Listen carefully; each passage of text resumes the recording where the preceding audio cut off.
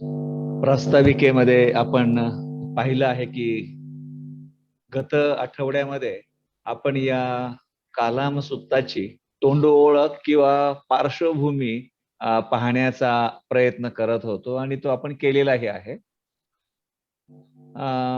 तसं पाहायला गेलं तर या वर्गामध्ये नक्कीच काही नवीनही लोक असतील, तर त्या अनुषंगाने अगदी संक्षिप्त आपण थोडक्यामध्ये मागच्या सप्ताहाचा आढावा घेऊया, की जसं आपण म्हटलं होतं की हे अंगुत्तर निकाय मध्ये असणार, परंतु अतिशय महत्वपूर्ण असं हे सुत्त आहे. आणि याला महत्वपूर्ण म्हणण्याचं कारण आपण पाहत होतो की या सुत्ताला एक प्रकारे स्वातंत्र्याची सनद किंवा स्वातंत्र्याचा जाहीरनामा असं म्हटलेलं आहे.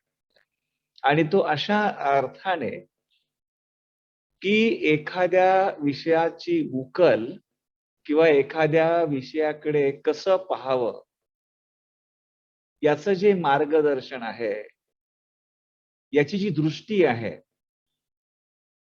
त्याची जी पद्धती आहे, ज्याला आपण मेथोडॉलॉजी म्हणतो शिक्षणाच्या क्षेत्रामध्ये पद्धतीमध्ये, ती केसपुत्त नगरीतील कालामांना तथागतांनी सांगितलेली आहे. आणि जसं मी म्हटलं की अंगुत्तर निकायमध्ये हे सुत्त आलेलं आहे. अगदी तशाच प्रकारे बोधिसत्व डॉक्टर बाबासाहेब आंबेडकर यांनी भगवान बुद्ध आणि त्याचा धम्म या आपल्या महान ग्रंथामध्ये देखील या सुत्ताला आवर्जून घेण्याचा प्रयत्न केलेला आहे. जो तृतीय खंड आहे, तृतीय खंडामधील जो काही धम्म, अधम्म आणि सधम्म हा भाग आहे, त्यामध्ये दुसऱ्या भागामध्ये, दुसरा म्हणजे अधम्माच्या भागामध्ये जे 8वं प्रकरण आहे किंवा 8वं प्रकरण आहे, धर्म पुस्तक याला धरून जे काही बाबासाहेबांनी दिलेलं आहे की धर्म पुस्तके प्रमादित आहे असे मानणे म्हणजे अधर्म आहे. आणि यामध्ये तथागतांनी कालामाला दिलेली ही जी शिकवण आहे ती बाबासाहेबांनी उद्घृत केलेली आहे. आणि आपण असं पाहत होतो की हे सगळं होण्यापाठीमागचं जे कारण काय होतं, संभ्रमाची, गोंधळाची, शंकेची जी मानसिकता झाली होती ह्या कालाम समूहाची किंवा कालाम जमातीची, त्याचं कारण काय होतं? तर सुत्तामध्ये आपल्याला असंच सांगितलं जातं की ह्या केसपुत्त नगरीमध्ये अनेक श्रमण आणि ब्राह्मण भ्रमंतीला येत असत. आणि आल्यानंतर प्रत्येक व्यक्ती आपल्या धर्माच्या शिकवणीचा उहापोह करत असे. आणि त्यानंतर मात्र ते हे सांगायला विसरत नसत की आम्ही सांगितलेला आमचा हा जो धर्म आहे तो कसा श्रेष्ठ आहे आणि इतरांचा जो आहे तो कसा श्रेष्ठ नाही. आणि त्यामुळे कालामांच्या समोर एक संभ्रम होता, शंका होत्या की आपण एवढ्या श्रमण ब्राह्मणांना ऐकत आहोत, प्रत्येक जण आपापल्या धम्माचा, आपापल्या तत्वज्ञानाचा उहापोह करत आहे, पण यामध्ये नेमकं सत्य काय आहे हे आपण कसं समजायचं? आणि याच शृंखलेमध्ये जेव्हा कालामांना कळतं की तथागत बुद्ध हे आपल्या केसपुत्त नगरीमध्ये आलेले आहे, अर्थात त्यावेळेस कालामांना एवढं ठाऊक होतं की हे जे तथागत आहेत त्यावेळेस कधी कधी उपहासाने ब्राह्मण भिक्षू किंवा ब्राह्मण साधू म्हणूया, कुचेष्टेने भगवान बुद्धाचा उल्लेख भो गौतम असाही करत असत. परंतु बुद्धाविषयी कालामांना एका गोष्टीची खात्री होती, आणि ती म्हणजे हे जे तथागत आहेत, हे जे बुद्ध आहेत, ते पूर्वाश्रमीचे शाक्य कुलवासीय आहेत. ते शाक्य कुलाचे एक राजे होते, परंतु त्यांनी ग्रहत्याग करून सत्याचा शोध घेतला, आणि त्यामुळे तथागताची जी यथोचित महती आहे,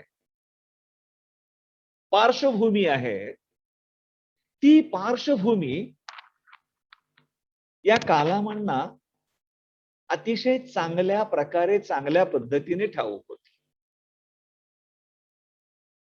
आणि त्यामुळे त्या कालामांचा अधिक विश्वास किंवा अधिक भरवसा होता की यदा कदाचित आपण जर ह्या तथागतांकडे गेलो आपले प्रश्न घेऊन, तर आपल्या प्रश्नांची ते नक्कीच आपल्याला यथोचित उत्तर देतील, आणि आपल्या मनामध्ये ज्या अनेक शंका आहेत, त्या शंकांचं निरसन व्हायला मदत होईल.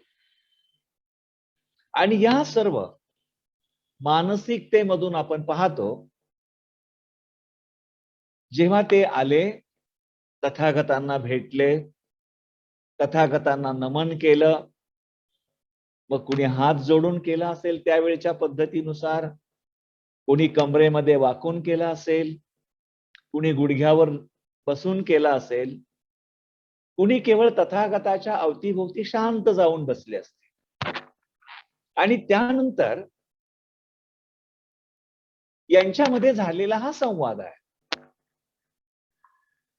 आणि या संवादाचं रूपांतर आपण पाहतो कालांतराने कालाम सुत्त या एका शिकवणीत झालेला.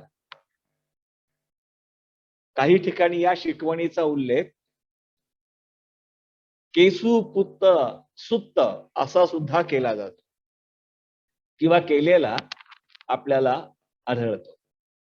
आणि हे जे केसपुत्त आहे, हे कालामांचं शहर आहे, नगर आहे, ज्या नगरामध्ये ते वास्तव्य करत होते. मागच्या आठवड्यामध्ये आपण हे देखील पाहण्याचा प्रयत्न केला की या सुत्ताची ही जरी ऐतिहासिक पार्श्वभूमी असली, पण आज या 21व्या शतकामध्ये या सुत्ताचा अभ्यास आपण का करावा, आपला काय उद्देश असावा या अभ्यासाचा. आणि त्यामध्ये आपण पाहिलं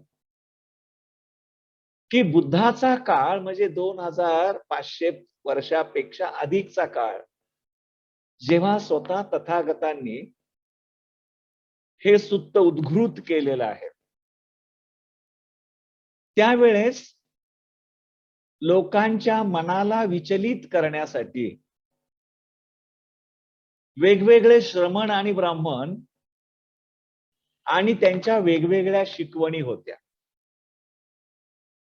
परंतु जगाच्या आधुनिक विकासासोबत माणसाला विचलित, संभ्रमित करणाऱ्या समाज माध्यमांकडे जर आपण पाहिलं, तर बुद्धाच्या काळापेक्षा शतपटीने आजची समाज माध्यम गतिशील आहेत, शीघ्र आहेत, विकसित आहेत. जग एक प्रकारे खेड झाल्यासारखं आहे. जगाच्या कानाकोपऱ्यात घडणाऱ्या, दिसणाऱ्या गोष्टी आपण अगदी चुटकीसरशी आपल्या घरामध्ये पाहू शकतो. आता हेच पहा ना, आपण आपल्या घरामध्ये आरामात बसून कदाचित चहाचा आस्वाद घेत झूम माध्यमातून हे प्रवचन ऐकत आहात. अशाच प्रकारची आपण समाज माध्यम पाहतो. परंतु जसं एक दोन जर नावं घेतली आपण, जसं ट्विटर आहे, इंस्टाग्राम आहे, फेसबुक आहे, व्हॉट्सअप आहे. याच्यावर आपण पाहतो की क्षणाक्षणाला आपल्याला वेगवेगळे संदेश येत असतात. आपल्याला संदेश आल्याची चाहूल लागल्याबरोबर आपण ते वाचत असतो. आणि वाचल्या वाचल्या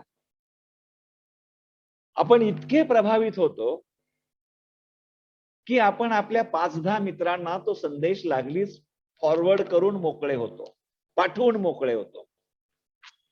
तो कोणी पाठवलेला आहे, कोणत्या संदर्भात आहे, तो किती सक्षम आहे, किती प्रासंगिक आहे, त्याची उपयुक्तता काय आहे, तो खरा आहे की तो खोटा आहे, याचं आपल्याला भान देखील नसतं.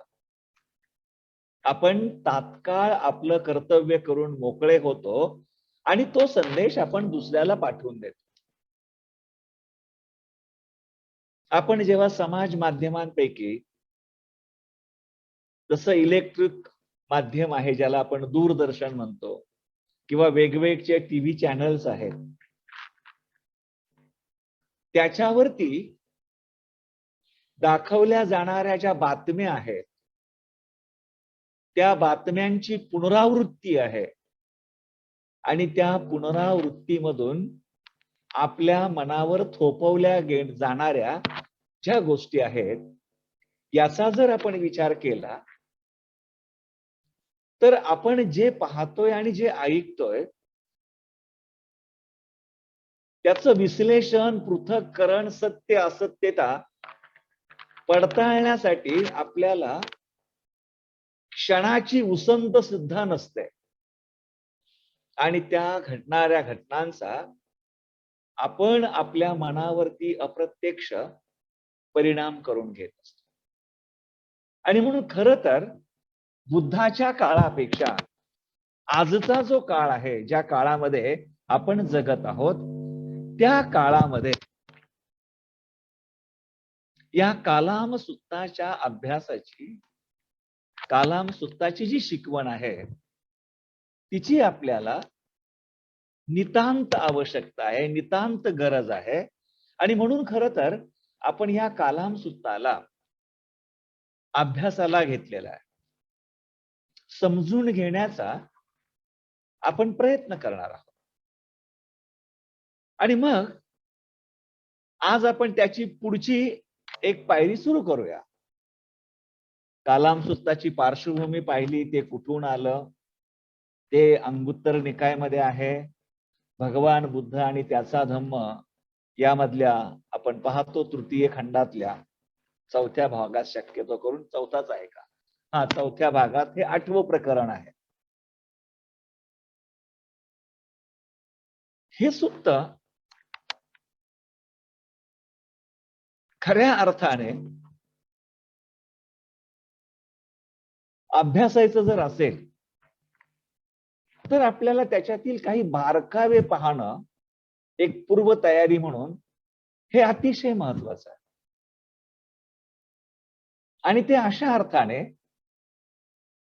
की नेमकं या सुत्ताचं जे प्रयोजन, मांडणी ज्या पद्धतीने, ज्या प्रकारे केलेली आहे, परंतु त्याच्यामध्ये कदाचित ज्या गोष्टींचा सरळ सरळ संबंध किंवा सरळ सरळ उल्लेख नसेल, अशा काही गोष्टी सुद्धा आपल्याला या सुत्ताच्या अभ्यासामध्ये विचारार्थ घ्याव्या लागतील. आणि त्या अशा अर्थाने की तत्कालिक परिस्थितीमध्ये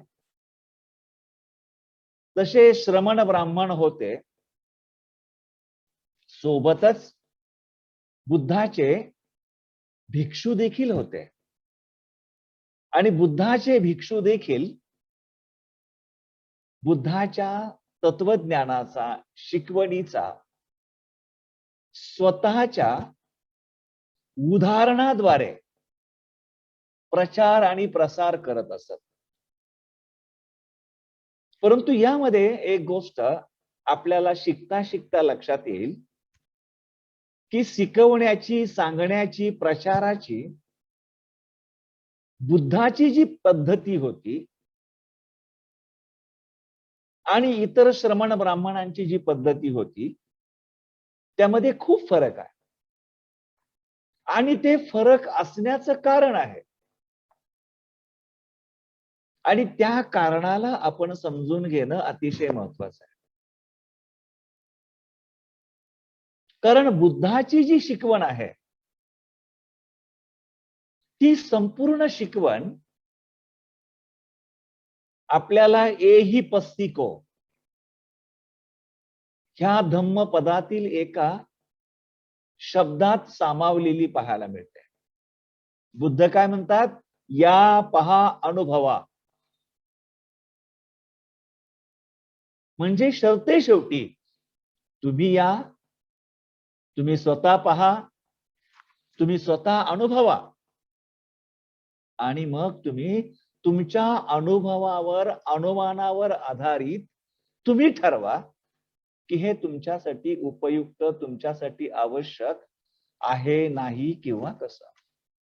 आणि त्यासाठी आपण पाहतो की बुद्धाला ज्या प्रकारे पाहिलं जात होतं,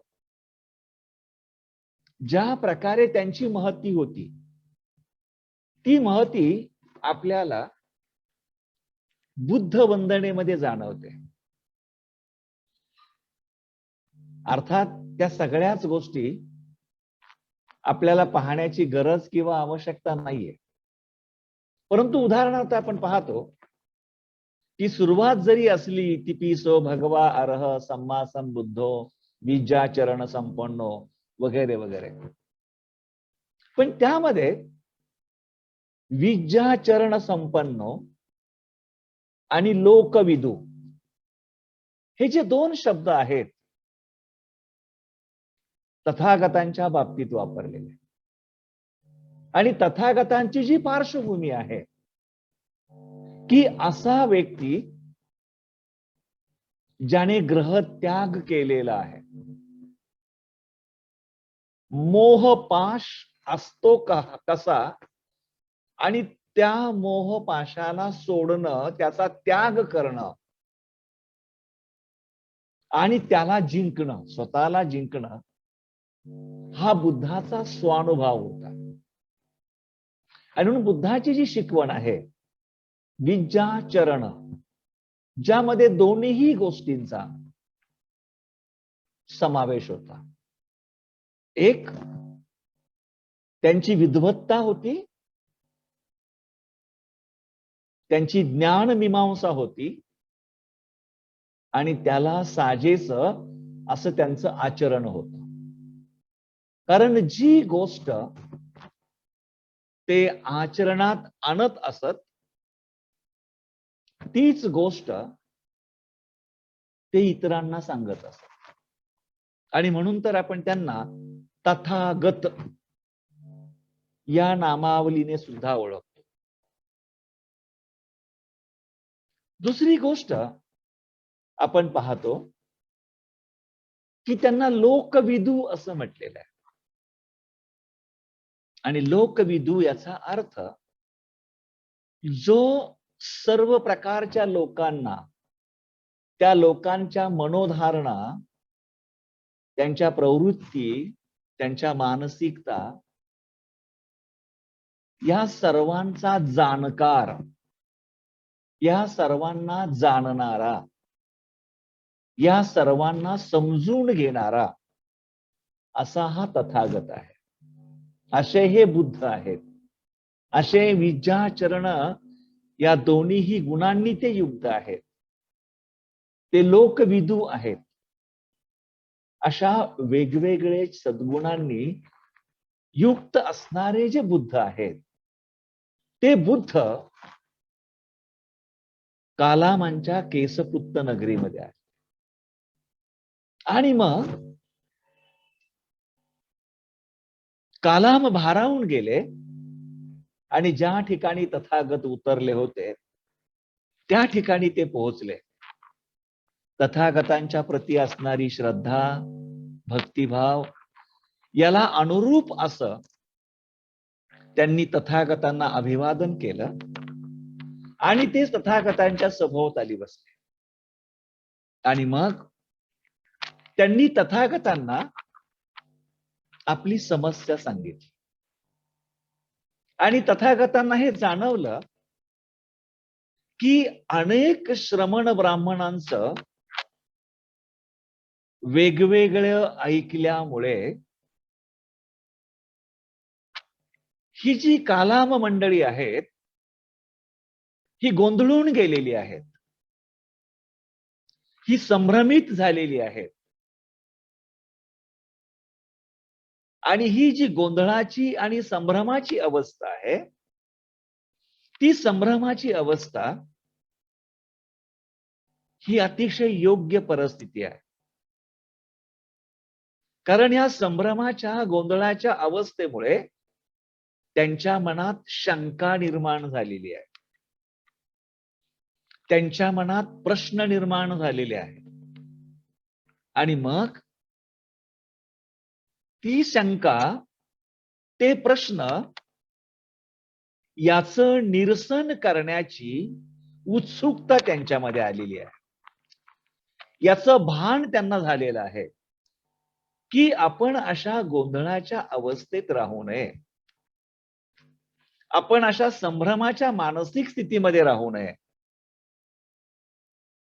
तर तथागतांची महती आपल्याला माहित आहे आणि आपल्या या संभ्रमाच्या अवस्थेमधून, आपल्या अनुभवातून, आपल्या शिकवणीमधून तथागत आपल्याला मुक्त करतील. तथागत आपल्याला बाहेर पडायला मदत करतील. म्हणून ह्या कालामांनी त्यांच्या मनाची अवस्था तथागतांना पूर्णपणे कथन केली. आणि हे सगळं सांगत असताना, कथन करत असताना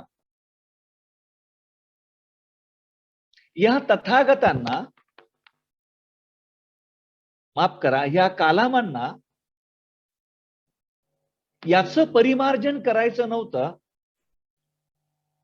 की कोणता श्रमण बरोबर आहे आणि कोणता ब्राह्मण चुकीचा आहे. तर एकूण कथनामध्ये आणि वार्तालापामध्ये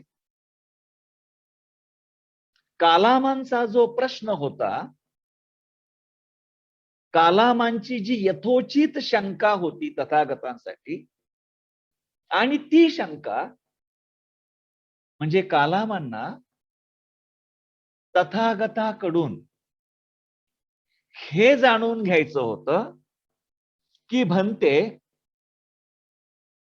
अनेक ब्राह्मणांकडून आणि अनेक श्रमणांकडून आम्हाला जे काही धर्मतत्व म्हणून सांगितलं जातं आणि त्यामध्ये असाही दावा केला जातो की आम्ही जे सांगतोय ते आमचं केवळ बरोबर आहे, इतरांचं तुम्ही जे ऐकलं असाल ते इतरांचं मात्र चूक आहे. तथागत म्हणते, तुम्ही आम्हाला सांगा की आम्ही जे ऐकतो आहोत त्याच्यापैकी त्याच्यामधील नेमकं सत्य काय आहे आणि असत्य काय आहे. आणि हे सत्य असत्य आम्ही ओळखायचं कसं, याचं पृथक्करण करायचं कसं, हे तुम्ही आम्हाला सांगावं, हे तुम्ही आम्हाला कथन करावं. आणि मग तथागतांना याची खात्री झाली की कालामांच्या मनात जी शंका निर्माण झालेली आहे ती शंका रास्त आहे. ती शंका योग्य आहे. कारण या शंकेमधून कालामांना सत्याच्या शोधाची उत्सुकता आणि ओढ लागलेली आहे. एक प्रसंगी स्वतः तथागत सुद्धा ती सिद्धार्थ असताना याच शंकेमधून सत्याच्या शोधार्थ ग्रहत्याग करून बाहेर पडले होते. सर्वस्वाचा त्याग केला होता, ज्याला आपण महाभिनिष्क्रमण असं म्हणतो. सर्व वैभव सोडून त्याच्याकडे पाठ फिरवून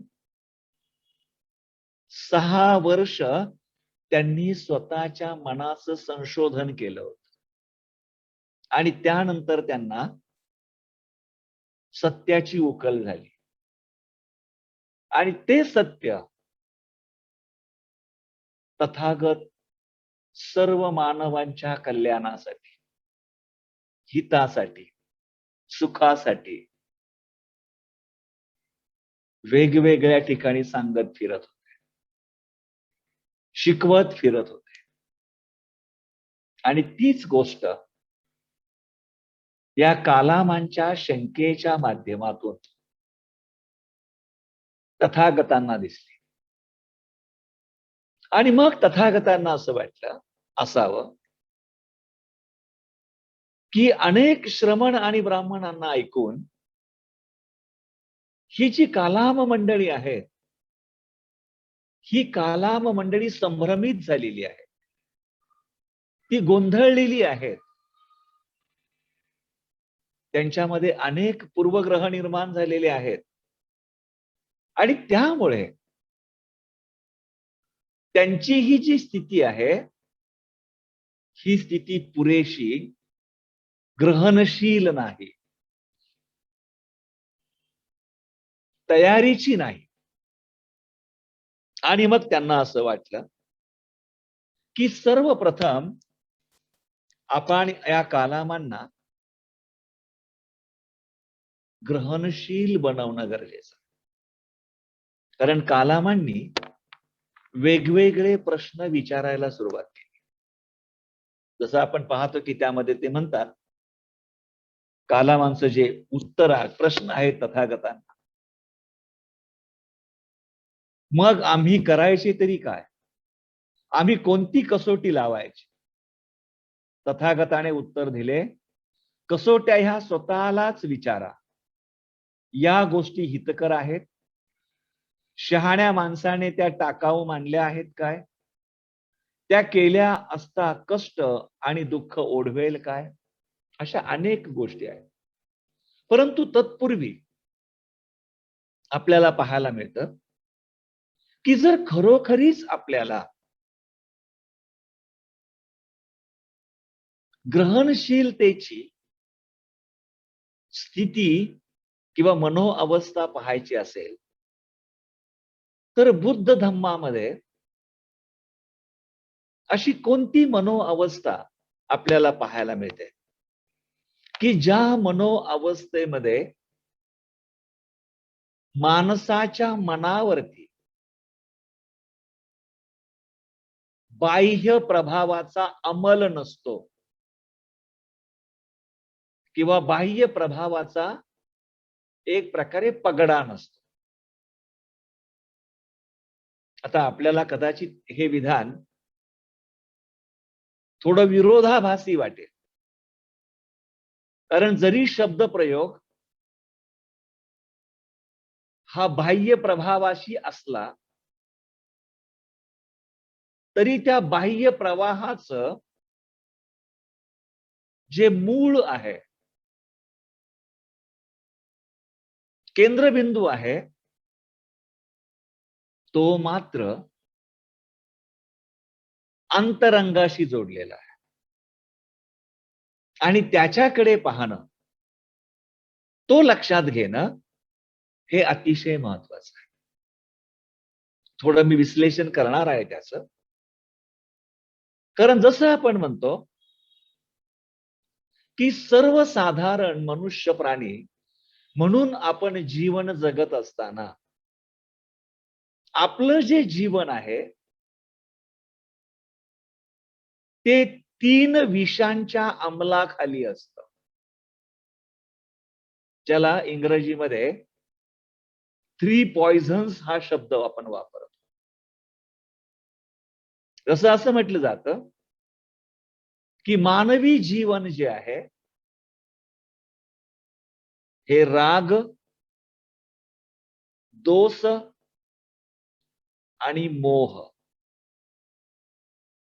या 3 प्रकारच्या विषांनी प्रभावित झालेलं असतं. अर्थात ही 3ही विष ही आपल्या मूळ मनाशी जोडलेली असतात, निगडीत असतात. परंतु त्यांचं प्रक्षेपण जे आहे ते प्रक्षेपण मात्र आपल्याला बाह्य जगात दिसत असतं. त्याचा आविष्कार बाह्य जगात होत असतो आणि ही जी प्रक्रिया आहे ही आपल्या मनावरती अंमल करून आपल्याला तसं वागायला भाग पाडत असते. आता हे कसं? तर जसं पहिलं विष आहे, त्या पहिल्या विषाला आपण काय म्हणतो? तर पहिलं विष आहे राग. आता राग हा पाली शब्द आहे. त्याचा शब्दशः मराठी अर्थ आपल्याला काय आणि कसा लावता येईल?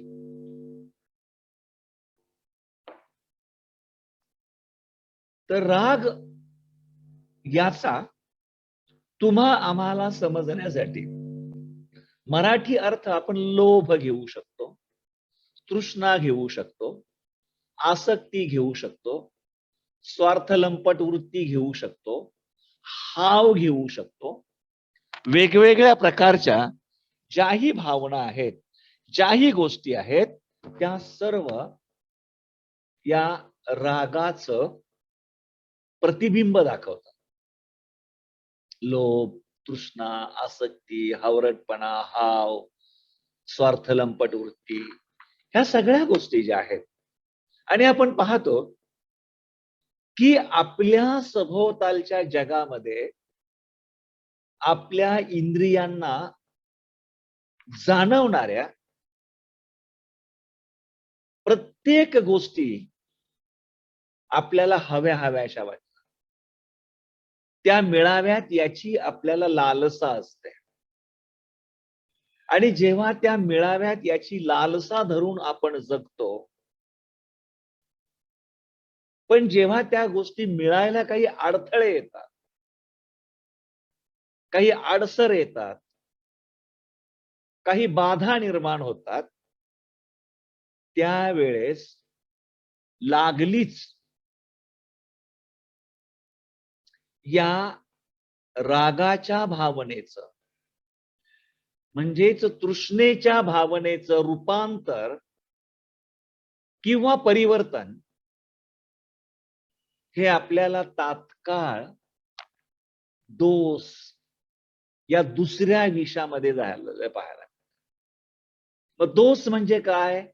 तर दोष म्हणजे द्वेष, क्रोध, घृणा, चीड, कृपणता, द्वेष, वेगवेगळ्या प्रकारे अनेक गोष्टी, तिटकारा अशा अर्थाने आपण घेऊ शकतो. आणि मग आपण पाहतो की जेव्हा आपलं मन हे तृष्णेच्या मानसिकतेमुळे वखवखलेलं असतं, किंवा जेव्हा आपलं मन क्रोधाच्या मानसिकतेमधून पेटून उठलेलं असतं, तेव्हा आपण खऱ्या अर्थाने स्वतःचे नसतोच. कारण आपल्या मनाला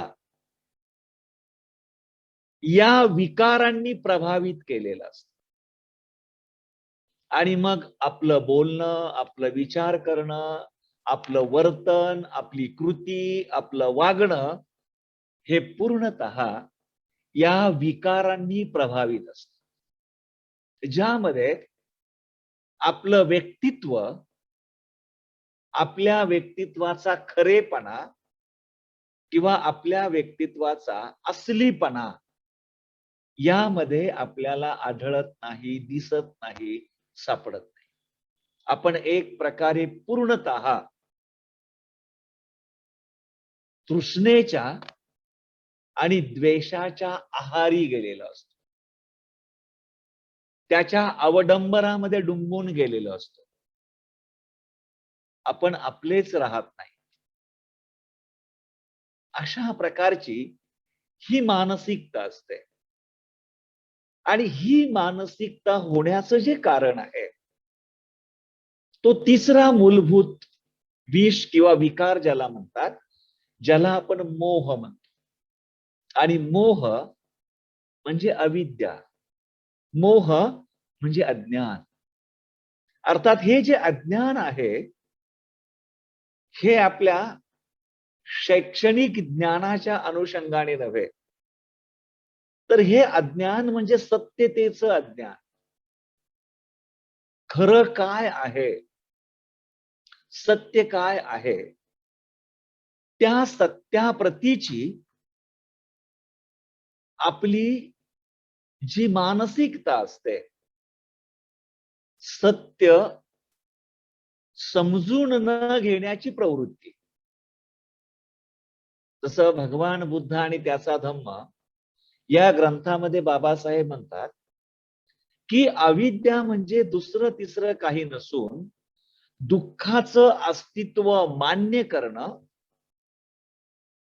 आणि दुःखातून बाहेर पडण्याचा उपाय आहे हे न मानणं, हे एक प्रकारे अविद्येचं लक्षण आहे. हे एक प्रकारचं अज्ञान आहे. एवढी सोपी, एवढी साधी, एवढी सहज व्याख्या बाबासाहेबांनी आपल्या धर्मग्रंथामध्ये एका महान सिद्धांताशी केलेली आहे. एका महान तत्वाची व्याख्या ते एवढ्या सोप्या पद्धतीने मांडतात की दुःख किंवा दुःखाचं अस्तित्व अमान्य करणं आणि दुःखातून बाहेर पडण्यासाठी उपाय आहे यावर विश्वास न ठेवणं हेच अज्ञान आहे.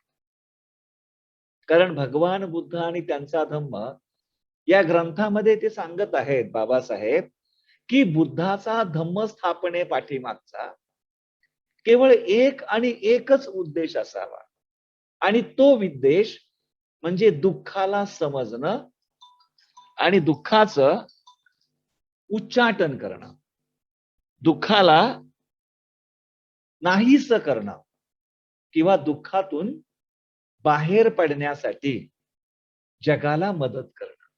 अशा प्रकारे भगवान बुद्ध आणि त्याचा धम्म या ग्रंथामध्ये बाबासाहेब नमूद करत आहेत.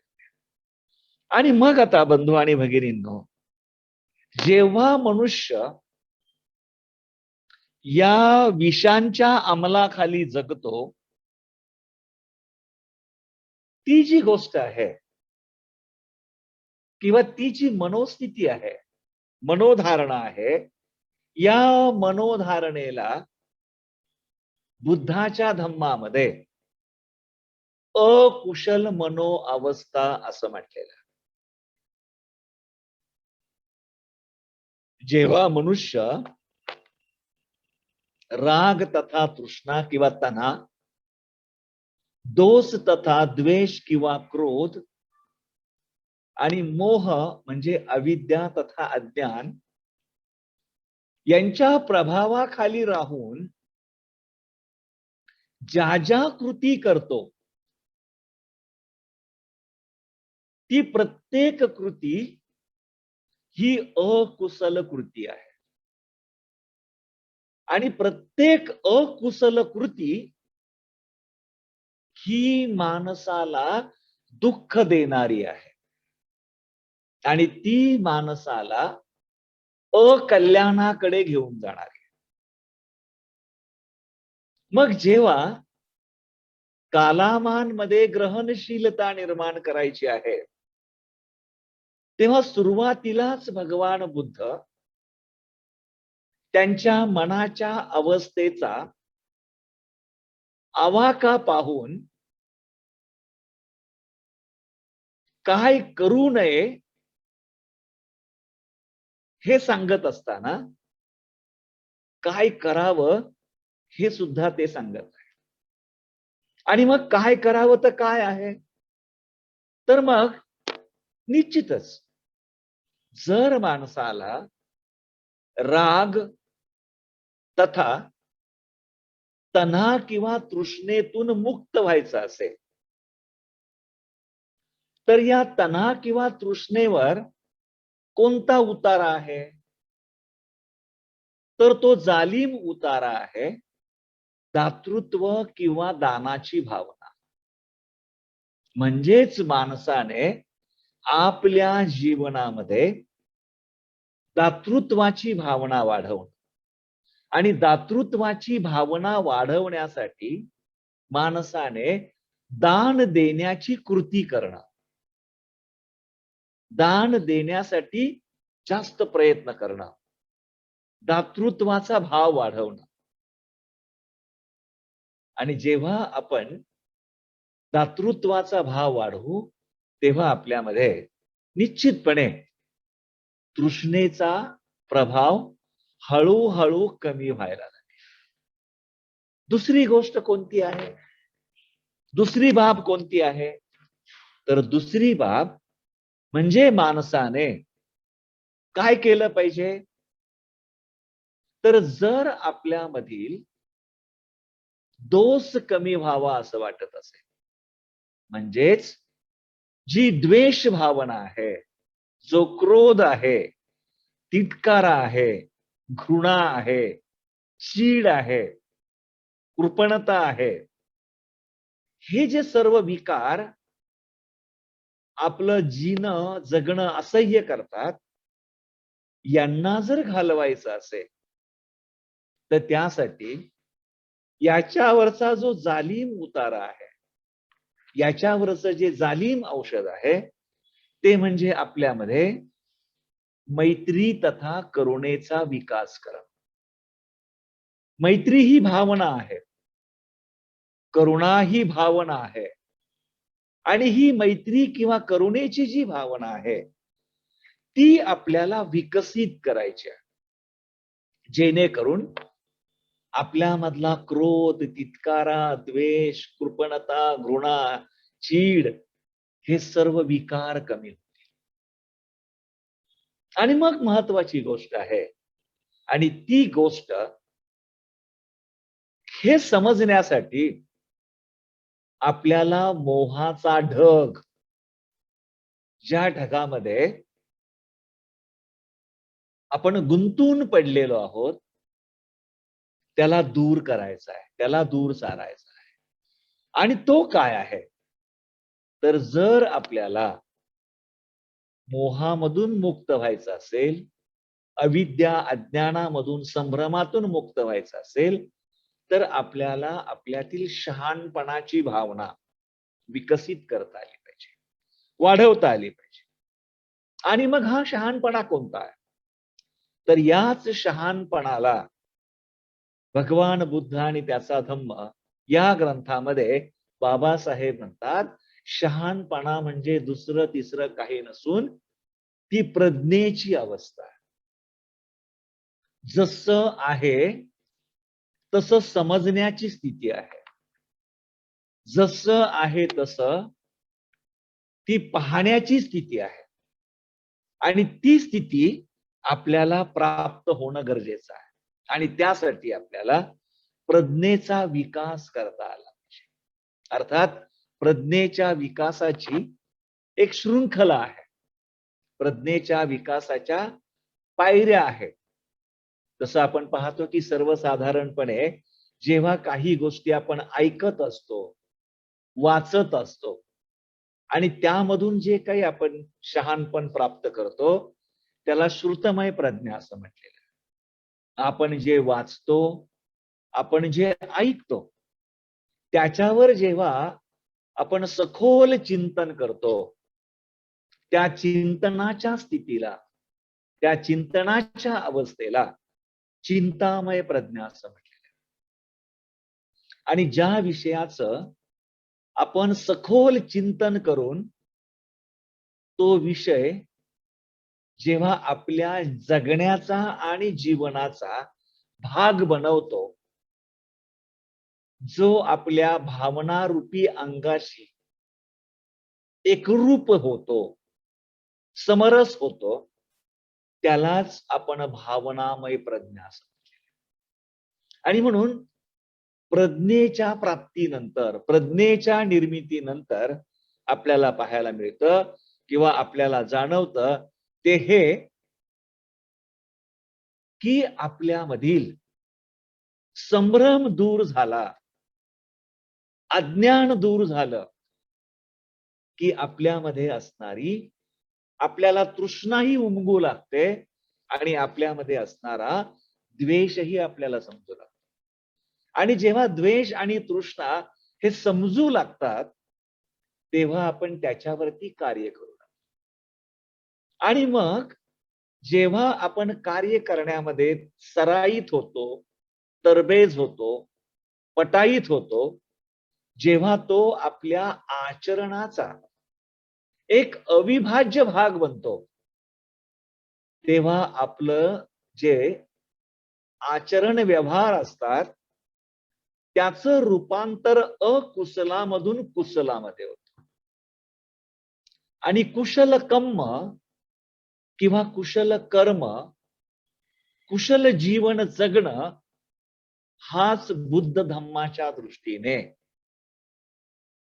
धम्म जीवनाचा हेतू आहे. आणि जेव्हा आपण या कुशल मनो अवस्थेमध्ये येतो, ती कुशल मनो अवस्था म्हणजे दुसरं तिसरं काही नसून, कुशल मनो अवस्था म्हणजे आपल्यामध्ये आपण नैतिकतेचं अधिष्ठान निर्माण करणं, सदाचाराचं, सद्वर्तनाचं अधिष्ठान निर्माण करणं. आणि एकदा का आपण नैतिकतेच्या, सदाचाराच्या अधिष्ठानामध्ये पारंगत झालो, मग आपल्याला आपण जे ऐकत आहोत, आपण जे पाहत आहोत, आपण जे वाचत आहोत, त्याचं विश्लेषण करण्यासाठी, त्याचं पृथक्करण करण्यासाठी आणि त्याच्याबद्दल आपलं मत तयार करण्यासाठी आपण यथोचितपणे स्वतःची तयारी करतो. आणि हीच ग्रहणशीलता सर्वप्रथम तथागतांनी या कालामांच्या सोबत चालू असणाऱ्या संवादामधून निर्माण केली. आणि कालामांच्या मध्ये एक उत्सुकता निर्माण केली की आता आपण सत्य असत्यतेच्या समजेकडे कसं जायचं. आणि त्यासाठी तथागतांनी 4 कसोट्या सांगितलेल्या. आणि ह्या 4ही कसोट्या आपण पुढच्या आठवड्याच्या म्हणजे पुढचा गुरुवार 16 तारखेला लक्षात घेण्याचा प्रयत्न करणार. पहिला वर्ग आपण परिचयामध्ये घालवलेला आहे आणि दुसरा वर्ग आपण पूर्व तयारी अर्थात कालामांची ग्रहणशीलता, स्वतःला हा अभ्यास करत असताना आपण सुद्धा कालाम समजूया. कारण अनेक पूर्वग्रह आहेत, अनेक समज आहेत, अनेक गैरसमज आहेत, अनेक अफवा कानावर येत आहेत, अनेक गोंधळाच्या स्टेटमेंट आपल्याला ऐकायला मिळत आहेत आणि त्यामुळं आपल्याला सुद्धा हे ठरवता येत नाही नेमका धम्म काय आहे, धम्मातील नेमकं खरं काय आहे आणि खोटं काय आहे.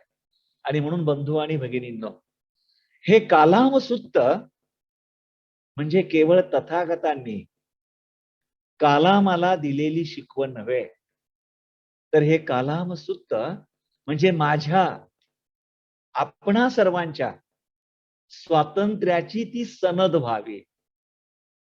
माझ्या आणि आपणा सर्वांच्या स्वातंत्र्याचा तो जाहीरनामा ठरावा. म्हणजे जेव्हा ह्या कालाम सुत्ताचा आपण अभ्यास संपू तेव्हा आपण देखील अफवा, गृहीतक, समज, गैरसमज याच्या संभ्रमातून मुक्त होऊन सत्याला समजू शकलो पाहिजे. तर असो बंधू आणि भगिनींनो, आपण शांतपणे ऐकून घेतलं त्याबद्दल आपण सर्वांच्या प्रती मी आभार प्रकट करतो. आणि अर्थात जम्बूद्वीप त्रिरत्न केंद्र जे आहे, ज्या माध्यमातून हा साप्ताहिक वर्ग होत असतो, त्या आयोजकांनाही मी धन्यवाद देतो.